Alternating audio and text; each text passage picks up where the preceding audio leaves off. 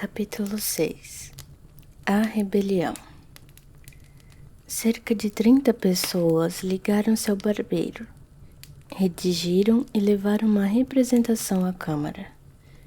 A Câmara recusou aceitá-la, declarando que a Casa Verde era uma instituição pública e que a ciência não podia ser emendada por votação administrativa, menos ainda por movimentos de rua. Voltai ao trabalho, concluiu o presidente. É o conselho que vos damos. A irritação dos agitadores foi enorme. O barbeiro declarou que iam dali levantar a bandeira da rebelião e destruir Casa Verde, que Itaguaí não podia continuar a servir de cadáver aos estudos e experiências de um déspota, que muitas pessoas estimáveis, algumas distintas, outras humildes, mas dignas de apreço, jaziam nos cubículos da Casa Verde, que o despotismo científico do alienista complicava-se do espírito de ganância, visto que os loucos, os supostos tais, não eram tratados de graça. As famílias, e em falta delas, a Câmara, pagavam ao alienista. É falso, interrompeu o presidente. Falso? Há cerca de 2 semanas recebemos um ofício do ilustre médico, em que nos declara que, tratando de fazer experiências de alto valor psicológico, desiste do estipêndio voltado pela Câmara, bem como nada receberá das famílias dos enfermos. A notícia deste ato tão nobre, tão puro, suspendeu um pouco a alma dos rebeldes. Seguramente o alienista podia estar em erro, mas nenhum interesse alheio à ciência o instigava. E para demonstrar o erro era preciso alguma coisa mais do que arruaças e clamores. Isto disse o presidente com o aplauso de toda a Câmara. O barbeiro, depois de alguns instantes de concentração, declarou que estava investido de um mandato público e não restituiria a paz a Itaguaí antes de ver por terra a Casa Verde. Essa Bastilha da razão humana, expressão que ouvira a um poeta local e que ele repetiu com muita ênfase. Disse, e a um sinal todos saíram com ele. Imagine-se a situação dos vereadores. Urgia obstar ao ajuntamento, à rebelião, à luta, ao sangue. Para acrescentar ao mal, um dos vereadores que apoiara o presidente, ouvindo agora a denominação dada pelo barbeiro Casa Verde, Bastilha da razão humana, achou-a tão elegante que mudou de parecer. Disse que entendia de bom aviso decretar alguma medida que reduzisse a Casa Verde, e porque o presidente, indignado, manifestasse em termos enérgicos o seu pasmo, o vereador fez esta reflexão. Nada tenho que ver com a ciência. Mas se tantos homens em quem supomos juízo são reclusos por dementes, quem nos afirma que o alienado não é o alienista? Sebastião Freitas, o vereador dissidente, tinha o dom da palavra e falou ainda por algum tempo com prudência, mas com firmeza. Os colegas estavam atônitos. O presidente pediu-lhe que, ao menos, desse o exemplo da ordem e do respeito à lei. Não aventasse as suas ideias na rua para não dar corpo e alma à rebelião, que era por ora um turbilhão de átomos dispersos. Esta figura corrigiu um pouco o efeito da outra. Sebastião Freitas prometeu suspender qualquer ação, reservando-se o direito de pedir pelos meios legais a redução da Casa Verde. E repetia consigo, namorado, Bastilha da razão humana. Entretanto, a arruaça crescia. Já não era 30, mas 300 pessoas que acompanhavam o barbeiro, cuja alcunha familiar deve ser mencionada, porque ela deu o nome à revolta.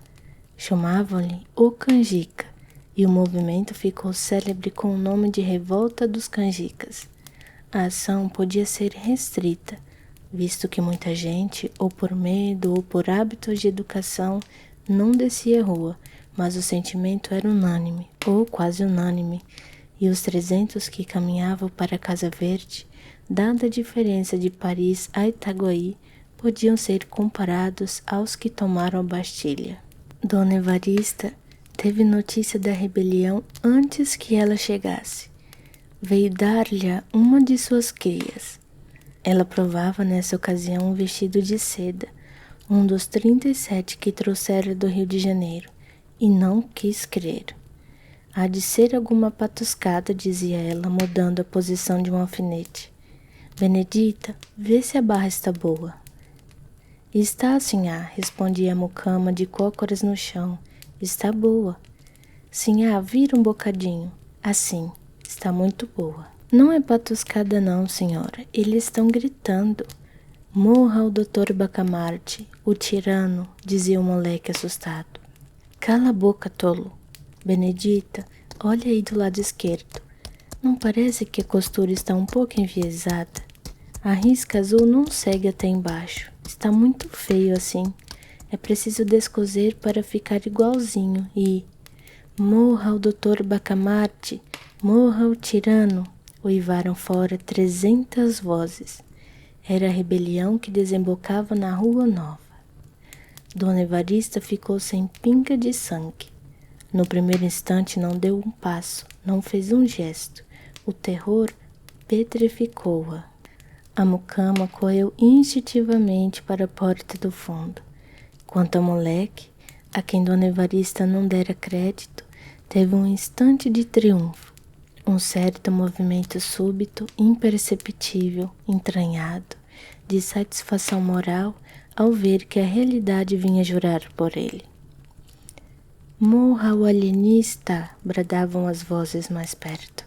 Dona Evarista, se não resistia facilmente às comoções de prazer, sabia intestar com os momentos de perigo. Não desmaiou. Correu à sala interior onde o marido estudava. Quando ela lhe entrou, precipitada, o ilustre médico escrutava um texto de Averroes. Os olhos dele, empanados pela cogitação, subiam do livro ao teto e baixavam do teto ao livro, cegos para a realidade exterior, videntes para os profundos trabalhos mentais. Dona Evarista chamou pelo marido 2 vezes, sem que lhe desse atenção. A terceira ouviu e perguntou-lhe o que tinha, se estava doente. Você não ouve esses gritos? Perguntou a digna esposa em lágrimas. O alienista atendeu então. Os gritos aproximavam-se, terríveis, ameaçadores. Ele compreendeu tudo. Levantou-se da cadeira de espaldar em que estava sentado, fechou o livro e, a passo firme e tranquilo, foi depositá-lo na estante. Como a introdução do volume desconcertasse um pouco a linha dos 2 tomos contíguos, Simão Bacamarte cuidou de corrigir esse defeito mínimo e, aliás, interessante. Depois, disse à mulher que se recolhesse, que não fizesse nada. Não, não, implorava a digna senhora, quero morrer ao lado de você. Simão Bacamarte teimou que não era o caso de morte, e ainda que o fosse, intimava-lhe em nome da vida que ficasse. A infeliz dama curvou a cabeça obediente e chorosa. Abaixo a Casa Verde brandavam os canjicas. O alienista caminhou para a varanda da frente e chegou ali no momento em que a rebelião também chegava e parava, defronte, com as suas 300 cabeças rutilantes de civismo e sombrias de desespero. Morra, morra, bradaram de todos os lados. Apenas o vulto do alienista assomou na varanda. Simão Bacamarte fez um sinal pedindo para falar. Os revoltosos cobriam-lhe a voz com brados de indignação. Então, o barbeiro, agitando o chapéu, a fim de impor silêncio à turba, conseguiu aquietar os amigos e declarou ao alienista que podia falar, mas acrescentou que não abusasse da paciência do povo como fizera até então. Direi pouco, ou até não direi nada se for preciso. Desejo saber primeiro o que pedes. Não pedimos nada, replicou fremente o barbeiro. Ordenamos que a Casa Verde seja demolida, ou pelo menos despojada dos infelizes que lá estão. Não entendo. Entendeis bem, tirano. Queremos dar liberdade às vítimas do vosso ódio, capricho, ganância. O alienista sorriu, mas o sorriso desse grande homem não era coisa visível aos olhos da multidão. Era uma contração leve de 2 ou 3 músculos, nada mais. Sorriu e respondeu: Meus senhores, a ciência é coisa séria e merece ser tratada com seriedade. Não dou razão dos meus atos de alienista a ninguém, salvo aos mestres e a Deus. Se quereis emendar a administração da Casa Verde, estou pronto a ouvir-vos. Mas se exiges que me negue a mim mesmo, não ganhareis nada. Poderia convidar alguns de vós em comissão dos outros, a vir ver comigo os loucos reclusos, mas não faço, porque seria dar-vos razão do meu sistema, o que não faria leigos nem a rebeldes. Disse isto o alienista, e a multidão ficou atônita. Era claro que não esperava tanta energia e menos ainda tamanha serenidade.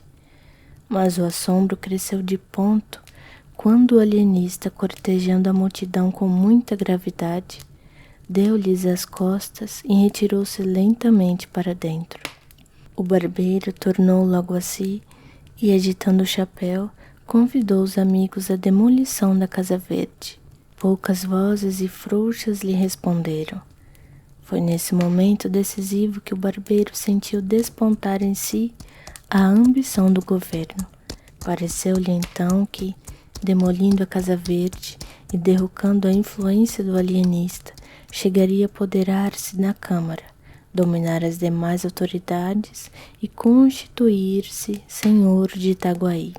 Desde alguns anos que ele forcejava por ver o seu nome incluído nos pelouros para o sorteio dos vereadores, mas era recusado por não ter uma posição compatível com tão grande cargo. A ocasião era agora ou nunca. Demais fora tão longe na ruaça, que a derrota seria a prisão ou talvez a forca ou o degredo. Infelizmente, a resposta do alienista diminuíra o furor dos sequazes. O barbeiro, logo que o percebeu, sentiu um impulso de indignação e quis bradar-lhes: canalhas, covardes, mas conteve-se e rompeu deste modo: meus amigos, lutemos até o fim. A salvação de Itaguaí está nas vossas mãos dignas e heróicas. Destruamos o cárcere de vossos filhos e pais, de vossas mães e irmãs, de vossos parentes e amigos, e de vós mesmos. Ou morrereis a pão e água, talvez a chicote na masmorra daquele indigno. A multidão agitou-se, murmurou, bradou, ameaçou, congregou-se toda em derredor do barbeiro. Era a revolta que tornava-se da ligeira síncope e ameaçava arrasar a Casa Verde. Vamos, bradou Porfírio agitando o chapéu. Vamos, repetiram todos. Deteve-os um incidente. Era um corpo de dragões que a marcha entrava na Rua Nova.